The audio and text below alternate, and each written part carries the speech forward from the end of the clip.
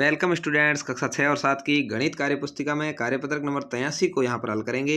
ज्यामितीय आकृतियों का क्षेत्रफल ज्ञात करने की समझ। क्षेत्रफल के अंदर आपको एक नॉर्मल जानकारी यह है कि यदि आयताकार कोई आकृति है यानी लंबाई अलग और चौड़ाई अलग है तो उसका लंबाई गुणा चौड़ाई, इस तरीके से आप क्षेत्रफल निकाल सकते हैं। कोई वर्गाकार आकृति है, चारों भुजाएं बराबर है तो आप भुजा गुणा भुजा यानी वर्ग का परिमाप ज्ञात करने का होता है भुजा स्क्वायर यानी भुजा गुणा भुजा के माध्यम से ज्ञात कर सकते हैं। इसके अलावा यदि अनियमित आकृतियां तो एक वर्गाकार खाने को एक वर्ग इकाई गिनते हुए आपको क्षेत्रफल निकालना है। तो देखिए, पहला है दी गई आकृतियों का क्षेत्रफल ज्ञात कीजिए। तो यहाँ पर इसको गिनेंगे 1 2 3 4 5, इधर की तरफ 5 है, 1 2 3 4, इधर की तरफ 4 है। तो ये लंबाई चौड़ाई अलग अलग है तो 5 गुणा 4 कितना हो जाएगा, 20 वर्ग इकाई सीधा।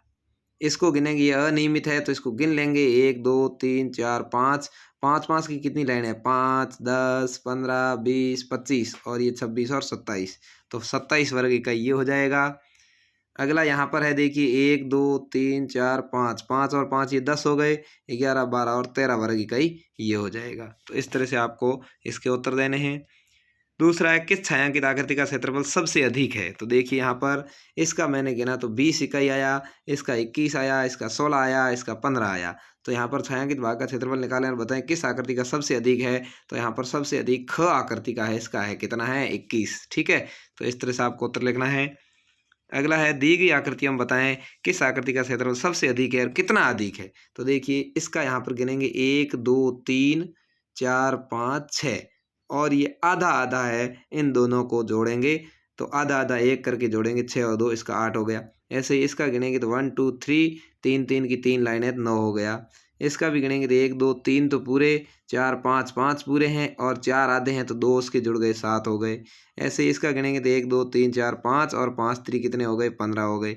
सबको जोड़ने के बाद में घ आकृति 15 वर्ग सेमी ये सबसे ज़्यादा है, कितना अधिक है, तो इस 9 वाले से इसका अधिक गिनेंगे तो ये 6 वर्ग सेमी अधिक है, यानी दूसरे से 6 सेमी अधिक है। अगला है, बढ़ते से घटते क्रम में आकृतियों के क्षेत्रफल को लगाइए। तो यहाँ देखिए इसका गिन लेंगे 1 2 3 4 5, इसका गिन लिया 9, इसका 12 17 10 10। तो घटते क्रम में लगाना यानी बड़ी पहले छोटी बाद में। तो सबसे पहले 17 F, उसके बाद में आएगा 12 C, उसके बाद में E और D दोनों का समान है, कोई भी पहले बाद में लिख सकते हैं तो ED, उसके बाद में 9 सेमी B का है और उसके बाद में A का है। तो इस तरह से आपको ये क्षेत्रफल वाला कार्यपत्रक नंबर 83 हल करना है। उम्मीद है आपको अच्छे से समझ में आ गया होगा। अंग्रेजी और हिंदी की कार्य पुस्तिका को देखने के लिए भी आप चैनल को जरूर सब्सक्राइब करें। धन्यवाद।